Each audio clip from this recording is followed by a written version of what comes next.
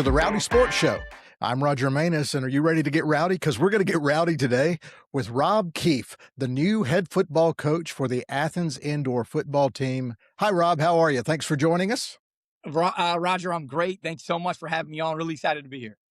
I can just tell from our pre-interview chat, you're one of those guys that's just full of energy. Do you wake up every morning waiting to go, just get after it? Yeah, I tell you what, especially in a situation like this, but, very blessed. Just love it. I've been blessed with a lot of energy and, fortunate enough to use all of it.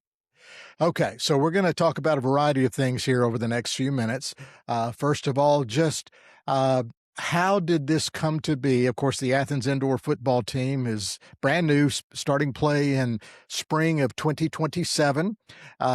So they announced the team, and we'll go into that. But then they searched for a head coach, and they found you. So tell us about that process. How did you come to be the head coach of the still unnamed Athens Indoor Football team? Sure, it'd be my pleasure.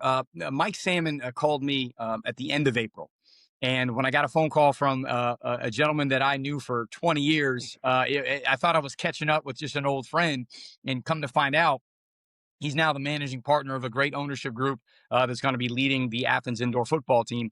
And he knew that I was available, and he knew that I coached in the Indoor Football League and the Arena Football League for a long time. And he's been following my career ever since I was a player back in 2004 for the Columbus War Dogs, a team that he was a part of, the team president. And he's followed my career for the last 20 years. And so he gave me a call, and we started talking, and then went through the interview process and got to come to Athens a couple times and meet a couple key figures. And lo and behold, here I am in the end of June, announced as the head football coach, and couldn't be more excited for it. Well, it's interesting. Mike Salmon and I are old friends too. I've known him a long, long time. We actually worked in television together. We went to college together. We worked in television together in Columbus, and then he segued from his television career at the time to running the War Dogs, which I thought was a brilliant name. There between Auburn and Georgia country, the War Dogs. It was clever at the time, of course. But I do want to touch on this because the team has just announced today the 4 finalists from the fan contest to name the team, and they're going to announce the final selection at the end of July. And right now, the 4 finalists are the Crush, the Panic, the Hedgehogs, and the Bullfrogs. Did I get all that right? I might have messed up the hedge one. Do you have any preference? Do you care? What is your first choice? Well, see, if I say that, it might get it away. And so that's my first, hearing of all 4 of them. And I think for me, this is what I do as a coach. It's funny that my mother asked me the same question. She said, "Hey, do you prefer one over the other?" Here I am as a coach. This is just kind of what I do. Whatever our team colors are going to be, whatever our team name is going to be, that's where I come in. I'm going to represent it to the fullest. And then as a coach, I'm going to use it in some kind of motivational way. I'll figure out how to, start doing the nicknames and how to play off everything. But I'm excited because I'm glad that Mike and the ownership group went about this way, because it creates already the buzz and the fan engagement, and there's ownership in that. And I'm really excited that the fan base already has a say in who we're going to be. Well, and that's one of the unique things you touched on it about indoor football is for many fans. I mean, you're the coach, you're results driven, you want to win every game, but it's also a family fun event that is part of the experience of folks coming out to see the game. And it's football, but it's kind of football on steroids a little bit. So as a coach, how involved are you in just, you want to win, you want to play your best, you want to coach them up, but you also want to give fans this unique experience for this unique spin on what traditional football is? Oh, you said it great. I mean, it's unique. It really is. And as a coach in these leagues, you have to embrace that. And while I might be a football traditionalist on the field, hey, this is how we're going to perform. This is how we're going to, this is our process Monday through Saturday for a Sunday night game or whatever, Saturday night games, whatever we're going to play. You follow your traditional football patterns. And I get real deep into it. I mean, these are 18-hour days. I mean, we work just as hard as major college football and NFL coaches. However, you're involved in the community times 10. And I love that. I mean, fans are right on top of you. There has to be a synergy between, the community and the players and the organization. And so what I love is representing and acknowledging as a coach, even though you're a football traditionalist, it is entertainment. And you are providing a value of entertainment to people that are spending their hard-earned dollars to come on a Saturday night to say, hey, look, I have 4 family members. Hey, I'm gonna buy X amount of hot dogs and X amount of sodas or whatever it might be. Am I gonna enjoy myself? And I want them to go away feeling happy. Now, how do you do that? Yeah, you want to win a lot of football games, but it's also operationally, what are we putting forth? I mean, it's the fan engagement, it's the halftime shows, it's the dancers, it's the awesome production value of what's going on in the show. I mean, it is crazy. It is football on steroids, and it's an awesome, awesome experience.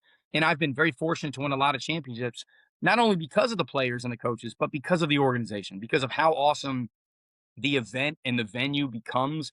Sellout crowds, standing room only, food trucks outside, concerts before the games. I mean, it's just an awesome experience. And as the season goes and builds, it just gets better and better. Well, that's, one of the things I wanted to touch on with you, of course, as a football coach is just your record. You've been involved in arena ball, indoor football for years, multiple championships. So just tell us about your background within the sport, your keys to success. How have you been able to be so successful in this wide open style of ball? Well, I'll tell you this, like, I'll kind of go backwards.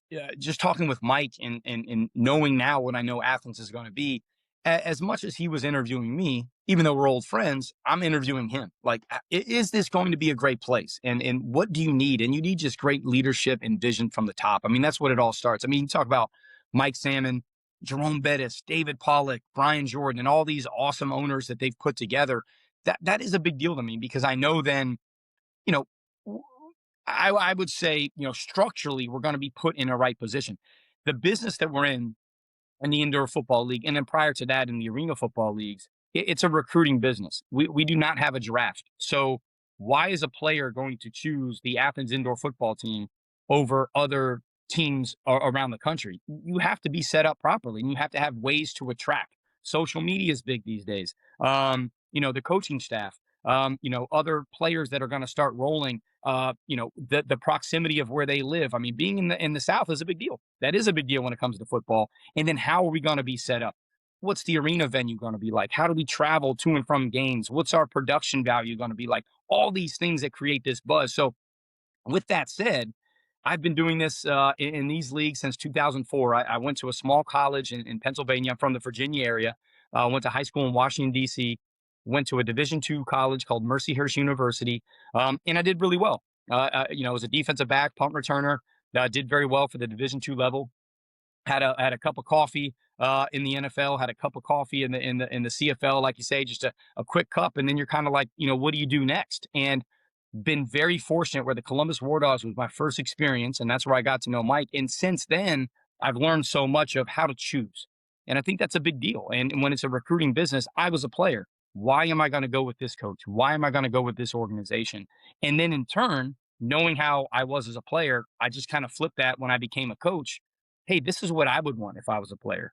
This is what I would want if I was a fan. This is how I would want the games to go. And then been very fortunate just to be around a lot of great owners, a lot of great coaches and players that have helped me achieve, 7 championships, and hopefully we have 8 on the way here with Athens. But I definitely know we're on the right track because of the people that are involved.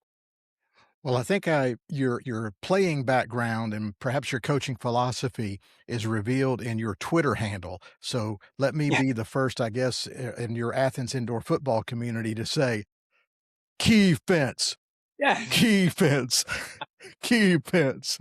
Well, So, tell us about your handle there and where yeah. did that come from? A great story. So I was very fortunate, and this reminds me of this. So Athens reminds me of a place that I was and won a lot of championships in Spokane, Washington, and Albany, New York. And in Spokane, we were called the Spokane Shock. And again, right place, right time, a city that was looking for other entertainment value. The only really thing that they had going on, maybe a minor league hockey team, minor league baseball team, and Gonzaga basketball, Gonzaga University is out there. But a kind of I say secondary in a negative way, but you have Seattle, and then 4 hours away, you have Spokane that was looking for this entertainment value. I was the first player ever to be signed to the Spokane Shock, and that year in 2006, we won a championship. We won a championship our first year, and so we'll kind of talk about that too. A lot of people say, "Oh, is this a building year?" Like, no, you can get really good real quick if you do it the right way. But for me as a player, defense, the first game we had, it was on, I'll never forget, it was on a Thursday night. We won on a blocked extra point to win the game. But in that game, there was 9,000 people in the building that maybe held 10-5. I had two interceptions. I had a touchdown. I had a fumble recovery. I had about 9 tackles. And, it was, again, this is what I tell the players, it's first impressions mean everything. Even in sports, the next home game, there was a fan that had a huge sign that they acknowledged key fence. They created key fence for me, which I'm very honored. Still friends with that fan to this day. And then it just took off, and wasn't created by me, but then it became a moniker, and then teams use it everywhere I went, and as a coach they used it, and they say it on fourth downs, and they get loud, and just it's an honor. Like it's a privilege, and but yeah, it's just stuck with me, and I use it as my Twitter handle because I thought that was pretty creative and a fun play on it. Well, that's just something for the Athens Indoor Football fans to know as when play starts that there's already a built-in chant for the key fence, for the team. How does that actually your mentality about, being a former defensive player in a game where just points happen all the time? How do you try to find that balance on the field? Sure. Look, it's all within the margins, right? That's how you win football games on any level. And been very fortunate to coach in a lot of different leagues, high school and college football as well. And it's all the same thing. I mean, how do you win instead of winning 70-60? How do you win 70-25, whatever it might be, right? And you want to make sure that everybody is aware that they all have ownership and accountability in every position that they play. But yeah, you're exactly right. I mean, you'll see scores that are 80-82. And you can win with defense in this league. And it's a matter of the right players, the right schemes, the right mentality of every play matters. And that's a goal that we'll have. I mean, a big thing for me is 1-0 every single week. We'll talk championship. We'll have those big aspirations, but it's about staying in the moment and very Kirby Smart like, right? Very Nick Saban like, where it's just like it's all about the process, but it's about one play at a time. Each play has a life of its own, and you have to recognize that. And defensively, the schemes that we, obviously, have and that we utilize, I think are next level. And we're going to have the right coaches that are going to be able to teach the players, and that's another kind of topic where even though, yes, I'm a football coach, I'm a teacher. My mother was an educator, and I use the same skills that she does. My classroom just happens to be the football field. And however we're, teaching the indoor football game, yes, it's still running and tackling and blocking and catching touchdowns, but there are these subtle nuances that we try to give all of our players to give them the best, knowledge available to have them be successful. And then, yeah, separate, as much as we possibly can. And a goal of ours is to have the lowest scored on defense in the entire league, and that's a goal that we try to hit every single year. Well, and you mentioned it's a little bit different than other sports in the ability to get competitive quickly. It's not like you have to build over 2 to 5 years or something. Because kind of, if you don't mind, go through this. It's my understanding that every player plays on like a 1-year contract, so it's constantly every year rosters can turn over completely, kind of making it almost a college-like transfer portal and recruiting. So how do you construct a roster from scratch to get competitive quickly? Have I said that right, that I'm the happy. commitments are 1 year? Yeah, I'm so happy you said that because that's where I'm actually getting phone calls from college coaches that are asking me, how do I create culture every year? How do you create this? I don't have freshmen that are going to become seniors in 4 years. You don't have that. These are 1-year contracts. So you're exactly right. And I was just about to say that with the NIL now, the way that it is, Coach Smart will be the first one to attest to this. You're not only recruiting every other year, but you're re-recruiting your own talent. So if everybody's on a 1-year contract, like for me personally, there's 14 teams right now currently in the IFL. We'll be the 15th team. There's a couple other teams coming in as well. So right now, all 14 of those teams, those players can play for the Athens Indoor Football team. And so how are they going to keep them away from me? And it's okay. Like it's a competitive nature. But when I have these players, it's the same thing every single year where we have to re-recruit. So that's why I go back into how are the players cared for? What kind of vision does the leadership have? What's our environment when we play? Is Athens the place to be? That why would you want to go anywhere else? So it's a constant re-recruiting. Now, with that said, with 1-year contracts, you can get players very, very quickly, and you can create a team from players all across the country. I say this every year. If there's 6 billion people on the planet, I only need to find 40 great players. We bring 40 players into camp. In the NFL, there's only 2,000 players on a given year. So if there's 6 billion people on the planet, I mean, we're talking about the 1% of the 1%. There's so much talent in America that plays football. We will find the right guys. But then it's about the re recruiting. It's about making sure that those players want to consistently come back to Athens. But if we make this place to be, well, already we're on top of the game because players will choose us over other teams. And there's the competitive battle. But if every team is on a 1 year contract, or every player in this entire league, there's a lot of switching around, there's a lot of turnover, and because of that you almost can create these all-star teams, right? You got to have your role players, you got to have guys that are diving on the loose balls and going for the rebounds and all that good stuff, but you can get very good real quick just by the nature of the contracts and the nature of the league. What do you know about Athens? Did you have any history with Athens before? Had you ever been?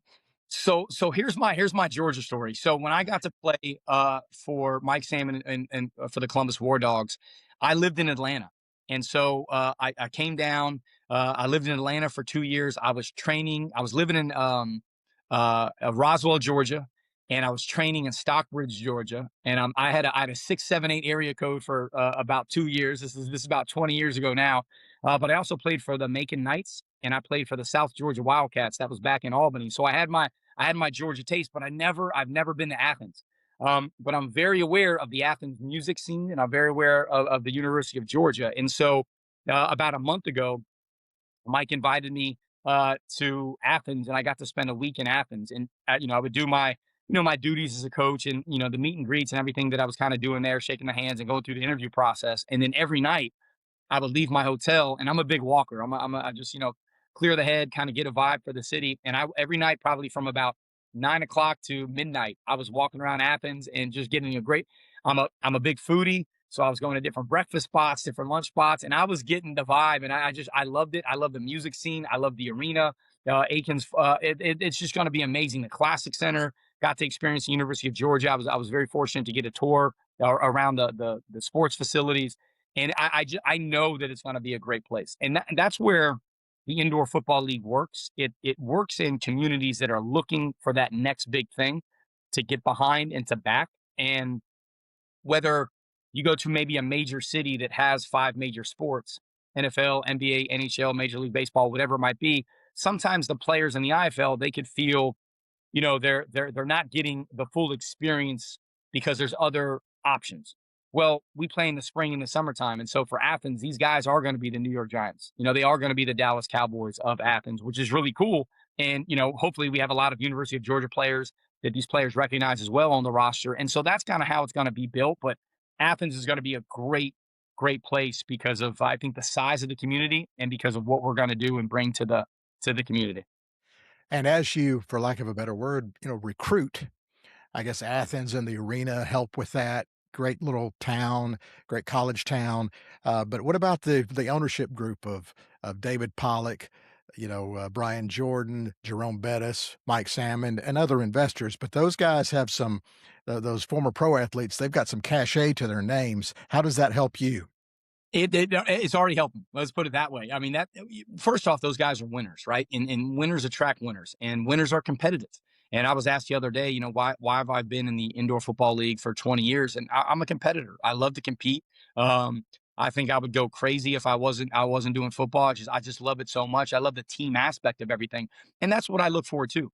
In this ownership group, I mean, these are team people. These are people that are not going to be involved in this and some kind of half capacity. I mean, these guys are all in and they want to win. And now my job is to, just like we're talking here, let me tell you what it takes to be successful in the Indoor Football League. Let me tell you about the resources that we need to create. Let me tell you about the opportunities that we need to have for not only our coaches and our players and the fans and everybody in Athens. And then they start setting the tone in terms of, really their actions and their personalities start taking shape. But absolutely, I can't wait for these players to get on the phone with Jerome Bettis and David Pollock and Brian Jordan. I mean, that's awesome for them to see it and to feel the game at the same time, be included. And that's kind of where I am as a coach, where no egos for me. We're all in this. When we host that championship, it's everybody has a part in that. But that is a big deal, and that was a big deal for me, knowing that those owners were involved, knowing that players are going to be attracted to those owners. That's going to be a great thing. And then lastly, when it comes to that kind of stuff,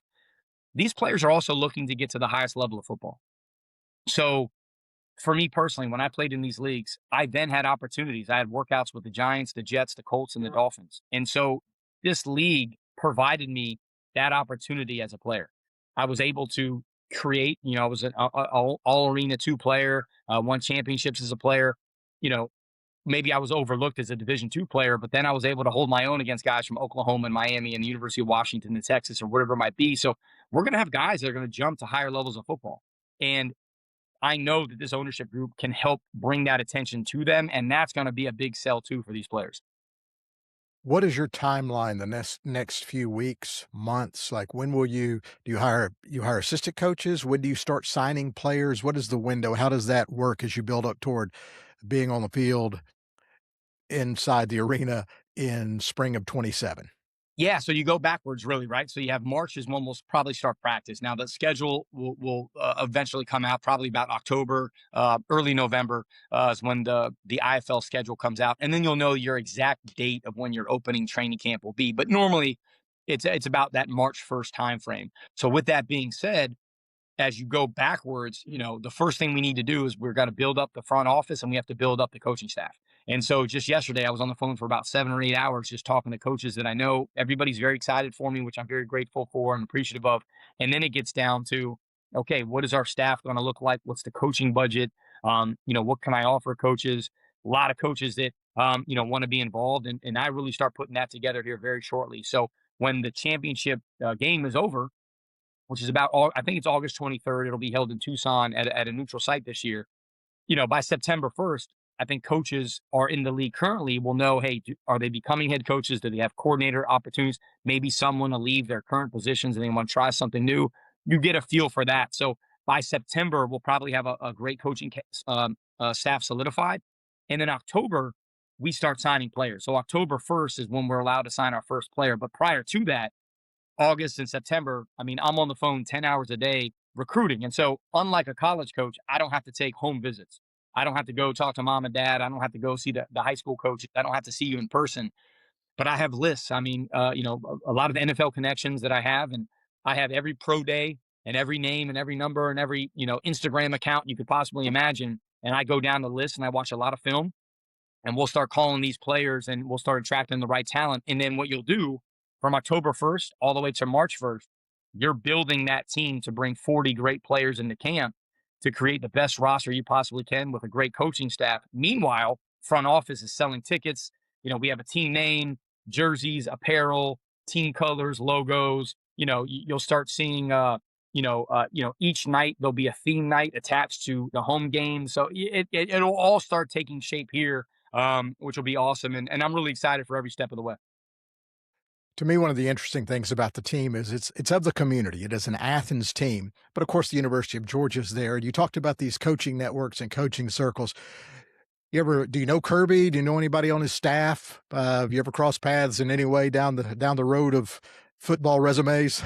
Yeah, I don't know Kirby personally. I have met Kirby, and I don't know. And Kirby's probably going to tell me that that he remembers me because that's what all good coaches do. Um, I, so I live in Orlando and very fortunate too that I'm a humble guy. There's no pride or ego involved in me. And I was out of when the Arena Football League ceased operation. I was out of football for a year professionally, but I coached high school football, very small 2A school in Orlando, Florida. We became fourth in the state. Very very proud of that. Lifelong friends to this day, but you can talk about becoming a really good coach. What I did was to be even better in the outdoor game. Orlando offers a lot of opportunity, just like Athens. There's a lot of players all over the South. Well, a lot of coaches come and they give clinics, and there's a lot of coaching conventions that are held in Orlando. And I went to a coaching convention where I got to see all these great coaches speak, and I'm taking notes and I'm raising my hand. And Kirby Smart was one of the presenters. And I raised my hand and I asked Kirby a couple questions, which I'm not afraid to do because I really genuinely wanted to know because I wanted to, get my kids better to help them in any way I could as a defensive coordinator at that level. And I remember shaking his hand at the end, and he gave me a card for one of his assistants to get some game film. And so I got some game film from the University of Georgia to get some of their highlight tapes and some of their things that they work on at practice so I could then implement into our practice script. And so, it's all about coaches helping coaches, but the University of Georgia being right next to where we're going to practice and where we're going to play, it is going to be a big deal. And I'm going to actually hope but I'm going to basically help our coaches. I'd love them to be a part of the University of Georgia staff in any way possible. If they can be interns or assistants in any way, or just gain as much experience as possible. I everywhere that I've been with other professional coaches in the area, with other college coaches in the area. Nobody's afraid to help. Nobody's afraid to shake a hand. I think and I know there's going to be great synergy, between the two. And if any way we can help them, I'm gonna be there for them as as much as I can be as well. Last couple of questions for you here. Talk about some of the unique things of indoor football that fans may not know. The since you're playing indoors, the wall is in play, and guys go over the wall, and just any unusual, unique rules about point scoring and things like like for example, you're not going to see a punter at any time, right? Oh, no, no. And it was great when we first announced that the Athens was coming. I was actually I was close to stage. I wasn't announced yet, so I couldn't really say anything. I didn't shake too many hands. But I was there and I was sitting behind Jerome Bettis, David Pollock, and Brian Jordan, and there was a highlight video that was played in the Athens Ford Arena, and I was watching them watch that video, and I knew what was on the video. It's guys going over the wall, guys crashing in the boards, big hits, awesome one-handed touchdowns. But I was watching their faces, and I saw them all talking like, "Oh man, this is like crazier than I thought it was going to be." And it's exactly what I wanted to see from them because it is. It's an awesome game. First off, it's 8-on-8 football. It's not an 100-yard long field. It's only a 50-yard field. It's not 53 and a third wide. It's only 28 yards wide. I mean, it's very intimate setting. So imagine where the Athens Rock Lobsters play. We play in that same building, a hockey arena. We are right on top of each other. And when you see the goalposts get erected and you see 8-on-8 guys, and you literally can reach out, and if you're in the first row and touch a player, you'll see how intense and how fast paced this is. But you're exactly right. The wall is not out of bounds unless you're physically forced into the wall. And so I'm talking nachos and chips. You better hold on to your beers and your sodas because those things go flying because players can catch a football and they can go into the stands much like a third baseman or a first baseman. If they fall into the stands, like, yeah, they can catch that ball and you could be out. Just like, that happens in baseball. There'll be players in your lap. And you got to make sure you keep your head on a swivel, but it's an awesome game, super fast paced, faster than you think it is. And then again, too, the quality of talent, an average player that'll play for us played for the University of Georgia, then let's say played for the LA Rams for a year, unfortunately got released. And now that's the now what?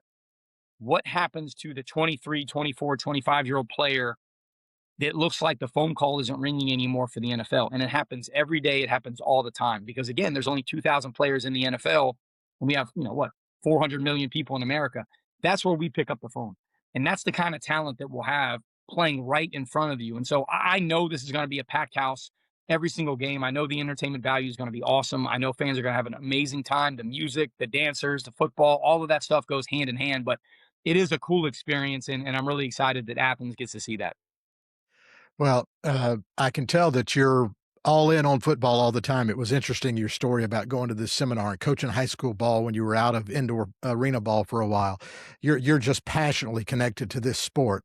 That's obvious. Just talk about your love of the game. Yeah, look, it's provided me so much. I mean, I get emotional saying it because I say this to and again here, this is where the community in Athens comes into play. I can't wait to go to the high schools and to go read to the school kids, go to the hospital visits, whatever we're going to do.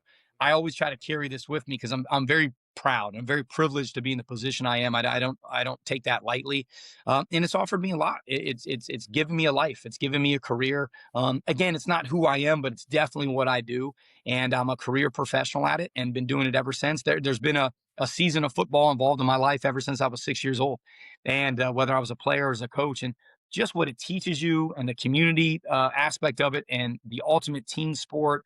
I mean, you can't do it by yourself. It's such a family oriented game. And I always say this too. I mean, I always tell people, I was like, if people could just peek their head in the locker room and see how these guys engage with each other from all different walks of life, all different economic backgrounds and neighborhoods and cities and states, it's a beautiful thing. And I love every minute of it. And the joy that I have from a teaching perspective is I really love helping people be successful. And if I can help you in any way possible, these players, my job is to get you from point A to point B. And if I can recruit you in October, get you signed, and by August of the following year, we win a championship together. I mean, that's the ultimate for me. And it's, friends for life. And, if I can just be a part of these guys' chapter in any way possible in a positive manner, that's the goal. Now, of course, as I mentioned earlier, we don't know the name of the team. I would sign off the show here by, saying "Go whatever," Right. but we don't we don't know the nickname yet. That will be announced at the end of July. The 4 finalists have been named. Again, it's Athens Bullfrogs, Hedgehogs, Crush, and Panic. So you can go online at the Athens Indoor Football website and vote. And they're going to announce it at the end of July. But even though I can't say go whatever because we don't know yet, let me reiterate: key fence, key fence. Well, and I tell you, look, and with that being said, to finish with that note, this is what I love. I tell the players, I was like, guys, I was just like you. One day I was coaching, and then here or playing, and here I am as a coach. I mean, it's full circle. But yeah, that I can't wait to get in front of those fans and hear them cheering. It's going to be awesome. All right. Well, thank you so much for joining us, Rob. Good luck. You're full of passion and energy, and Athens is lucky to have you because not only do you coach the ball at coach the team and the sport at a championship level, you've come across as somebody fully engaged and passionate and want to integrate yourself into the community. And I'm sure Athens will love having you there. So thank you again. Appreciate you joining us. For Rowdy Sports, we're online. We're at rowdysports.tv. We're on social. Follow us, rowdysports.tv. In the meantime, I'm Roger Manus. Thanks for listening or thanks for watching, depending upon your platform. We appreciate it.